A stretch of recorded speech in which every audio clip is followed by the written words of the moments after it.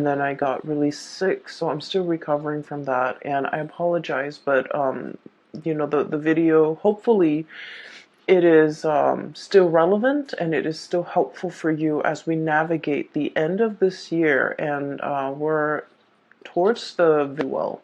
So without further ado, I feel that the energy for this reading is really about, you know, changes coming in at the very last minute. Okay, so I do sense some really major changes coming into the picture for you, and I feel like the message I'm getting is sooner than expected, but then at the same time, it's like very last minute, very unexpected.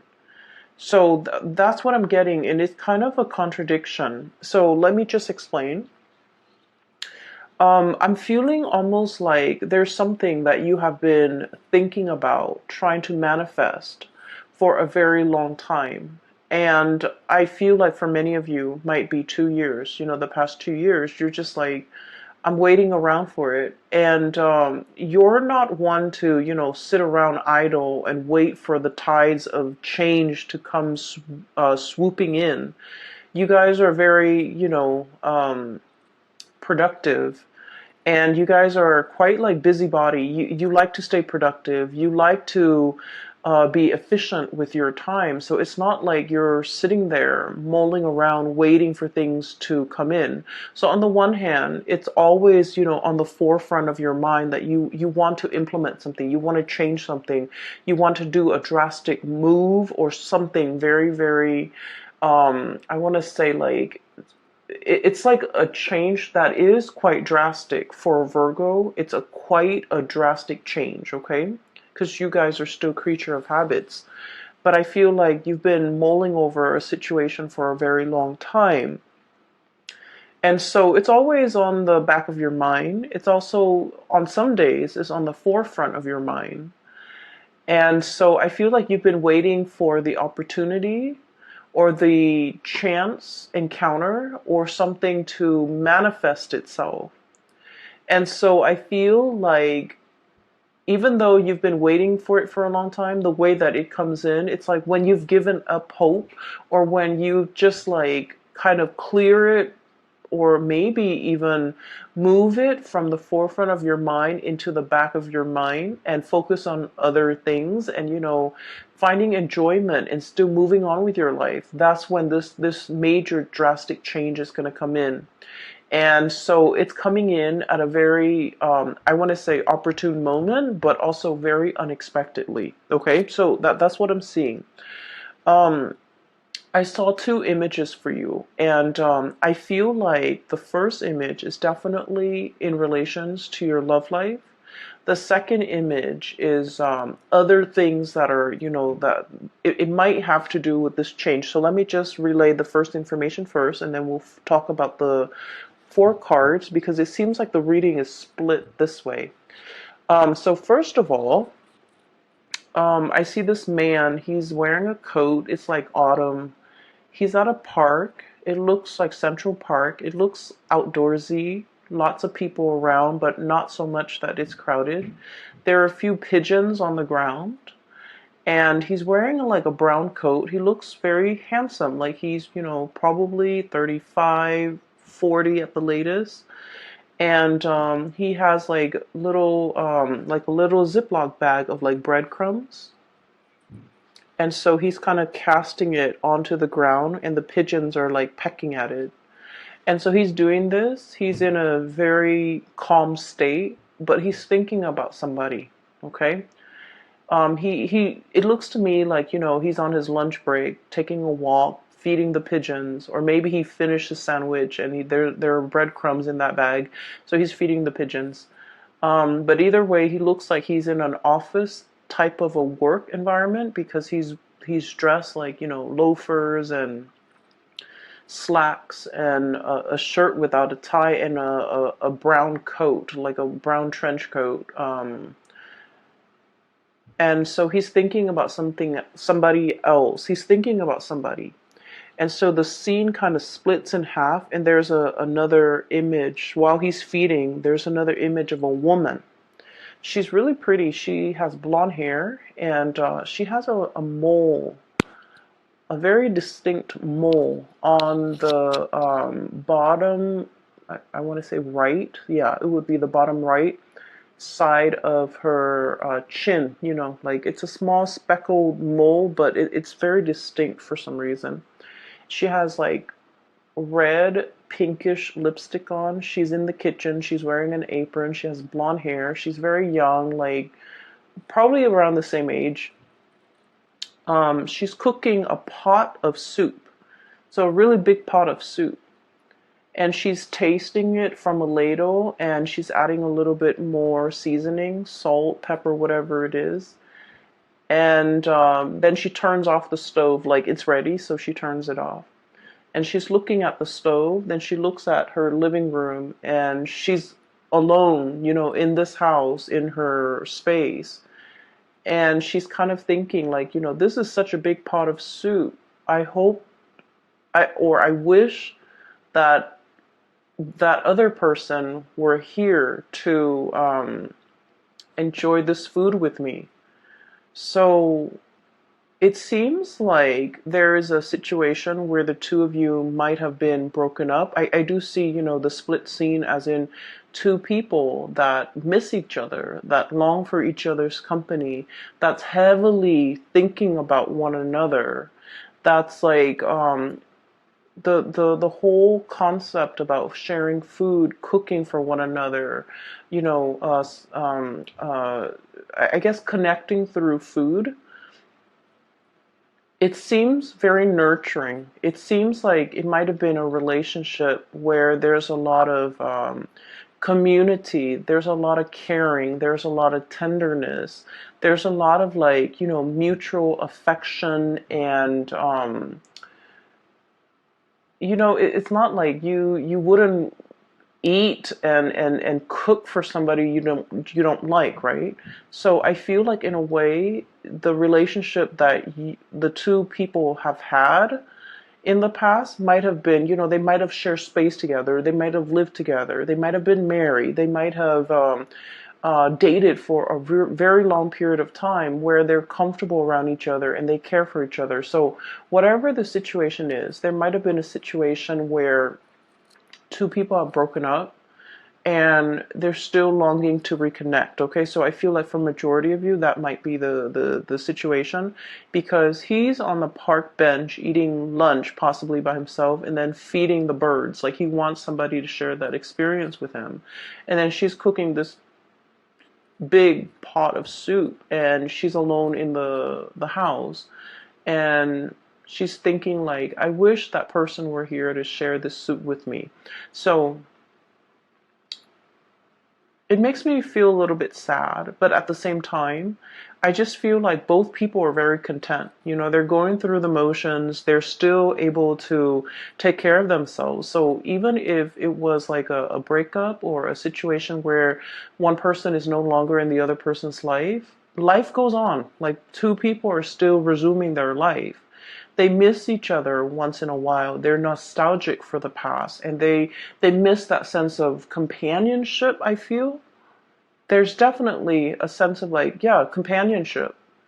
But you know, life goes on. No one is heartbroken and devastated and unable to function. Both parties are still able to function. Give me just 1 second. I apologize. Sorry about that. I was making tea and the water boiled, so I had to turn it off. Um, Going back to that image that I saw, I feel for many of you, the fact that these two people are, you know, in different places, like there might be like geographical distance, and the fact that they're heavily thinking about each other denotes to me like a really strong soul connection. Okay.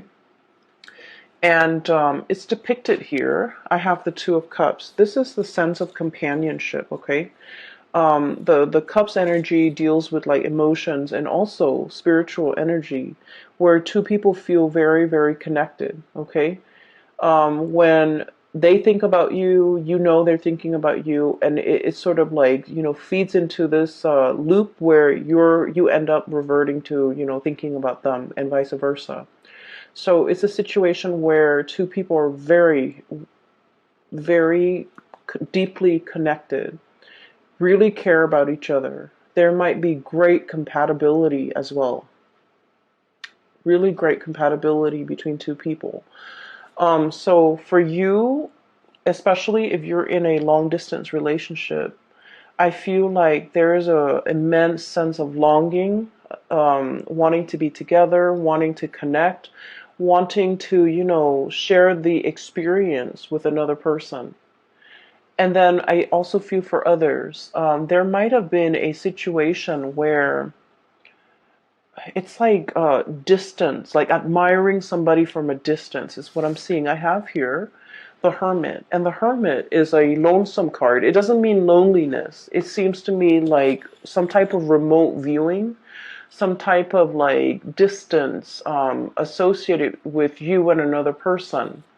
And this combination, the Hermit and the Nine of Pentacles, admiring somebody from afar, admiring somebody's beauty, admiring the way that they look, and yet being so shy or so hesitant about letting them know how you feel about them.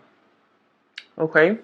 So if you're geographically distant from the person that is, really occupying a lot of your thoughts, and you're thinking heavily about them, I feel like they are definitely also thinking about you.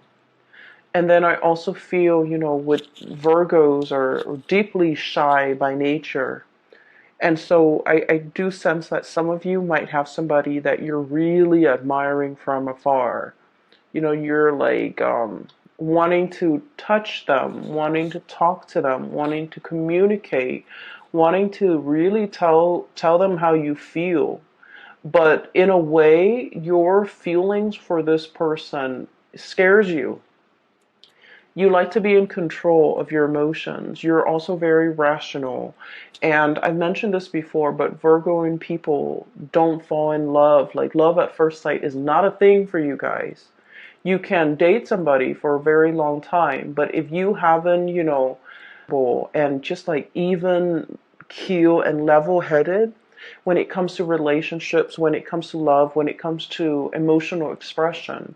And so I feel like you're feeling this wave of emotions overcoming you, and you kind of, shrug it off or cast it aside. And you're like, that's not rational.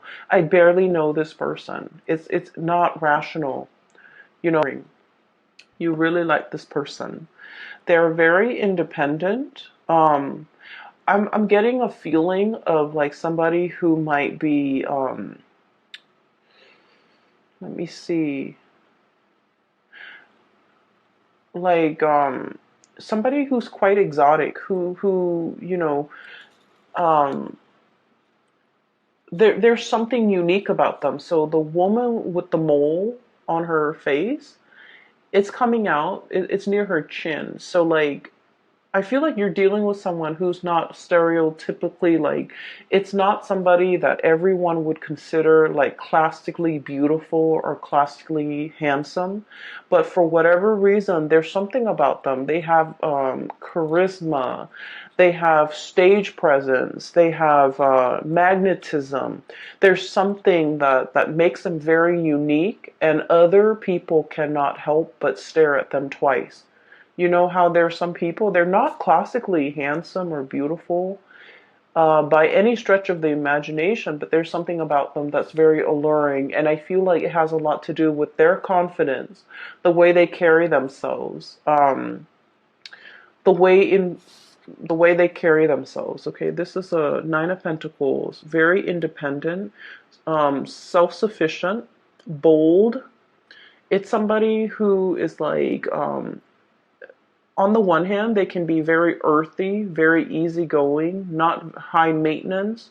You won't catch them, dressed to the T and like with full makeup on, or cologne and hairspray and grease in their hair or whatever. Like they're not made up, they're just understatedly like just confident and put together without trying so hard. It's somebody that does everything with such grace and such ease, and I feel like because of that, a lot of people are very drawn to them. And then I also, going back to what I mentioned before, a lot of Virgo people, you guys are really deeply very shy. You do get stage fright. You don't like to be on center stage. You don't like to have a lot of attention on you. You feel a little bit out of place. And for some of you, okay, please don't get offended. You might feel a little bit, socially awkward in probably a social setting, or in a setting where you don't know a lot of people. You might feel very socially awkward when you have to give a speech, give a talk, when you're speaking and everyone is staring at you. Like you don't like that attention.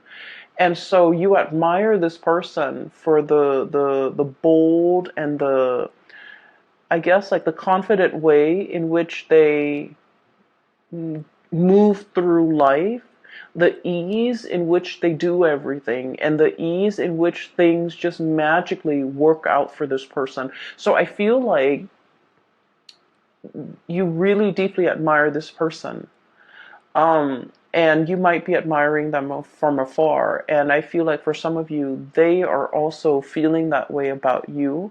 But I feel that the gravity of your feelings for them, it's overwhelming you. Like you're kind of dumbfounded about, like, I don't believe in first love at first sight. Why do I feel so strongly about this person when I barely know them? There's a little bit of intrigue and mystery here. And it's like you might not know a lot about them. They might not know a lot about you. You might see each other casually in passing, and you might feel like, wow, that would be a really good person for me to date or for me to have as a girlfriend or a boyfriend. And I do sense like they have no idea how you feel. And so, trying to make conversation, making small talk. Virgos don't really like that, but like making small talk and trying to get into their inner circle and trying to, I'm hearing infiltrate, trying to like get one leg in the door, okay? I feel like that might be a really good first step, because they might not have an idea as to how strongly you feel about them. And you're kind of scared of the impact that they are having on you. All right. So let me just, that's for like singles. I feel like there's someone who's really capturing your imagination, and I'm just feeling like you're tongue-tied and nervous, and you get flustered, and you might flush and turn red when they're around or when you think about them, because I feel like your desire for them and your feelings for them can be a little bit overwhelming. Okay, so that's for singles. Um, I'm feeling as if, for those who are in a relationship, okay, if you're together with somebody, you and your partner have like you're kind of like at a major crossroads, not because of the relationship, but you're planning to make some major moves, okay? Make some major moves. And I feel like for some of you, we have here the Two of Pentacles. And the Two of Pentacles is about juggling jobs, juggling responsibilities, trying to figure out, do I stay here where it's stable, or do I go somewhere else? And I feel like this decision, you're trying to think of it's like it doesn't exist in a vacuum. You're not making this decision alone. There's inputs from your partner. There's considerations from your partner that's like coming into the picture. And so like you're trying to make all the pieces fit. Okay, and that's going to become a little bit more apparent when I talk about the next image that I see. Make all the picture, like the pieces fit together so that you can, implement some type of a plan. So there's a lot of mulling over. There's a lot of communication. And then I also feel as well, there's a sense of like temptation, okay? You might be in one relationship and you're captivated by another person, okay? I'm seeing a lot of like earth and water. So like another earth sign, Virgo, Taurus, Capricorn, and water sign Pisces, Cancer, Scorpio. So you might be in a relationship with one of those signs, and then you're like fascinated or interested in another person. Okay, and so you're trying to figure out what course of action to take, what you should do.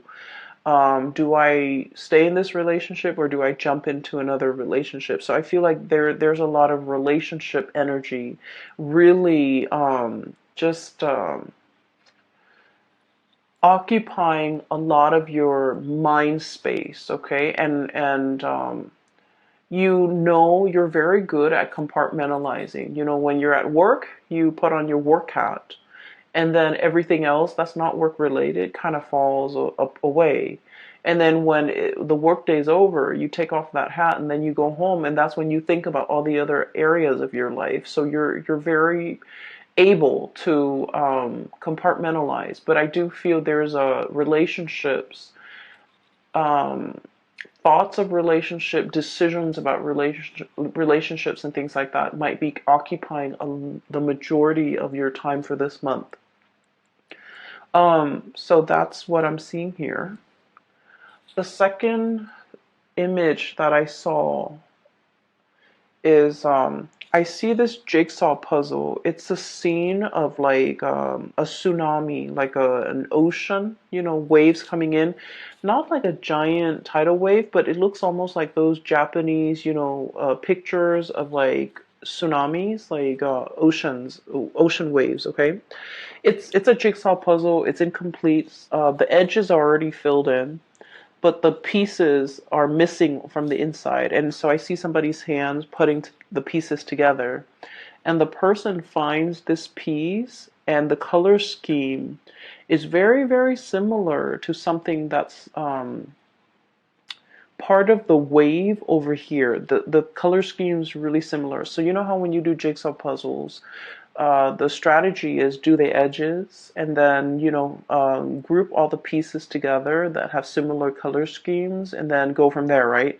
So that's the way I feel like a systematic Virgo's mind would work. Like pieces should fit together.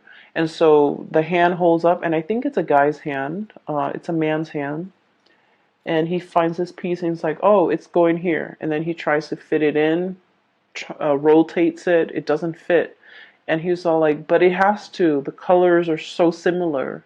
And so he puts it down and he was like, maybe there's something wrong with the laser that were used to cut the pieces. So he starts, turns his hand into a fist and starts like pounding on it to make sure it fits. But sure enough, it doesn't fit. And so he puts it aside, and you see it in fast motion where he finds pieces and everything's filled in, and at the very end there's one piece missing, and then he goes, oh, that piece that I put aside, now it goes here. And then the scene just kind of cuts out. So what I'm seeing here, like I mentioned before, there's a time and a place for everything, and everything works when it's supposed to, and everything falls into place when it's supposed to.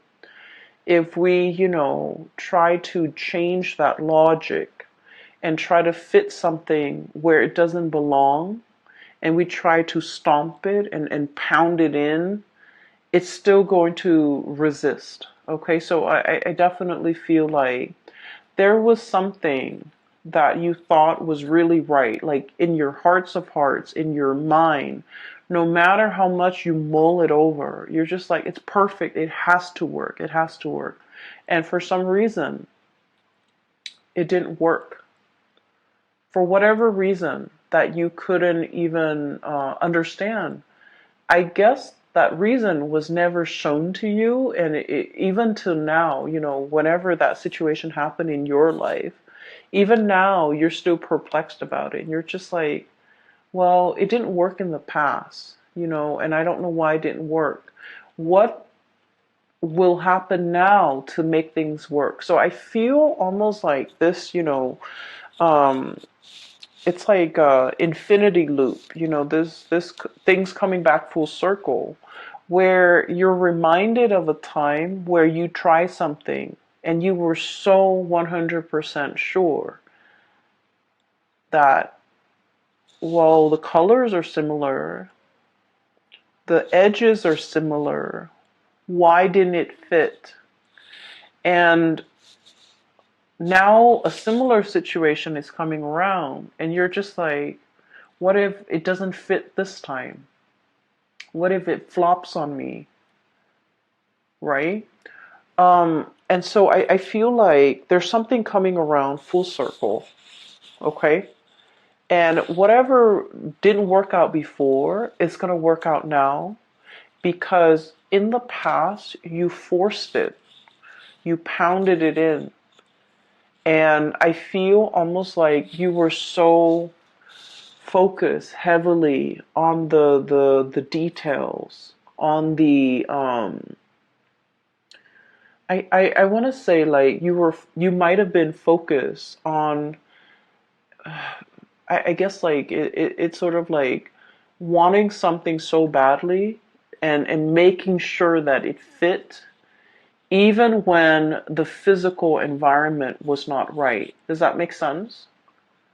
And I mean, it got to the point where the man with the jigsaw puzzle, he was like using his fist to kind of like hammer it in, but it didn't fit. And so they're telling you, whatever that situation was, that made you feel like you doubted your intuition, you doubted your judgment because you were so sure.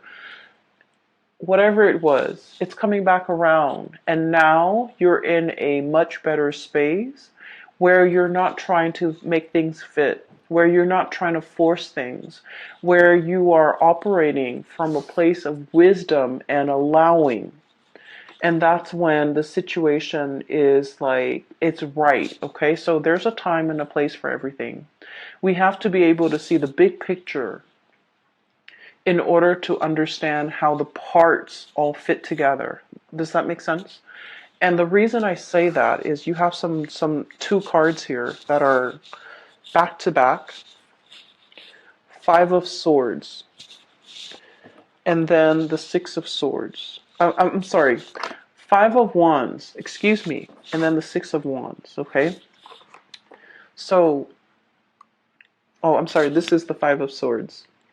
So, the Five of Swords is a situation where we're kind of like arguing, bickering, and the sword energy denotes communication, thought processes, mental processes that might have been faulty, where no one is really getting a word in. Everyone is bickering. Everyone is trying to, be right, trying to prove that they're right.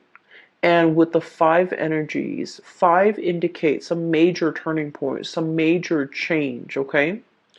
And then we have here the Six of Wands, which is a victory. There's a situation here in the past, it was punctuated with a lot of conflict, with a lot of faulty reasoning, with a lot of just like, I believe this, even though I haven't really done the research, I still believe this. You might have been dealing with people like this in your environment, where the energy that they kick up around them was like a repellent for good things to come. Okay? There might have been an environment that you were in where, let's say this, okay? A lot, if you're like ever walking or running on a dirt path, right? If you're running or walking on a dirt path, with every footstep or with every step, it kicks up a little bit of dust, right? And so just imagine energetically when you're in this type of environment where people are constantly bickering, constantly shuffling around, moving around, trying to prove themselves right, trying to one up the other person, like if it's like laden with a lot of chaos and a lot of activity and a lot of competition, it creates a major dust cloud, like a major sphere or major environment where there's a lot of, negativity, negative energies. And so it repels. You wouldn't want to walk over where that dirt cloud has been stirred up, right? And so this environment was a repellent for good things to come in the picture. And so whatever it was that you were trying to do, I feel like it flopped down. It didn't have a lot of support. It just couldn't see the light of day. It couldn't rise above the dust cloud. Okay? So I'm a little bit inclined to say that the people you might have had around you might not have been good for your growth. The and work environment and the colleagues or the energies just surrounding the work environment was not conducive for good things to attract good things or to even be in alignment with you. And so I see you turning your back to the situation, okay? No more bickering, no more pettiness, no more conflict. I'm turning my back. And as soon as you decide to turn your back, we have a lot of victory, a lot of success coming through. And I'm almost seeing like one after another, like a series of successes, one after another, because you decided to turn your back. You decided to kind of retreat from from the ground, okay? Climbing up into the tree, elevating yourself, seeing above the dust cloud, and being able to operate and function from above that cloud of negativity, and to be able to, warm yourself in the sun and to be able to attract a lot of success. Okay? So what I'm seeing here is there has been a major change. Whatever didn't work out in the past, I do feel a lot of, success, victory is coming in as a result of you, needing to change this environment in your life, okay? There's some major news associated with it as well. We have here the Page of Swords, and the page energies are snippets and messages coming through. And I do feel like resolution, okay, like being wanting to make a decision but not having all the information, waiting on communication from another source so that you can decide which option to go with. Okay, so I do feel for many of you there's some major swift communication coming through this month in order to splice through that dust cloud and to be able to let things settle and for you to decide on major changes in your life. Okay, and what I'm seeing as well for many of you, this is like leaving troublesome friendships, colleagues, um, petty people, I would say, argumentative, petty people, people who are just like, what's funny is I don't see gossip and slander and things like that. I don't see that in here. I just feel with this Five of Swords, it's like people who constantly want to be right, who have their daily agenda is just wanting to prove themselves right, wanting to show other people how smart they are, and things like that. Okay, so I feel like you're turning your back away from this. And you might at this point in your life, no longer feeding into this, no longer interested, like you're just disinterested in what's over here because you're seeing the bigger picture. You're looking at things from a higher vantage point, and you're leaving these mortals to squabbles amongst themselves because you're just disinterested. You're disengaging and you're distancing yourself. And with the Hermit, it basically spells out to me like a sense of enlightenment, okay? Not being bogged down with the material things that at the end of the day don't really matter, but operating from a higher vantage point, okay?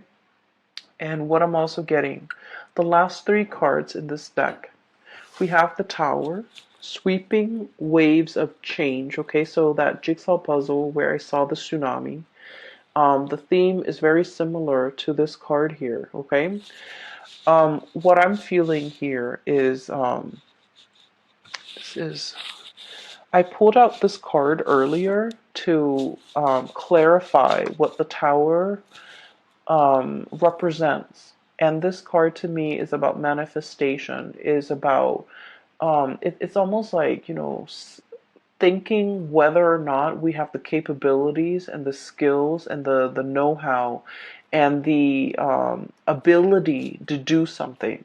I feel like whatever that situation was in the past that you failed at, or you felt like, I was so sure, why didn't it work out? It made you doubt yourself. I feel like it humbled you, but in a way, it made you feel like you doubted yourself. It made you feel like you couldn't manifest. It made you doubt your capabilities.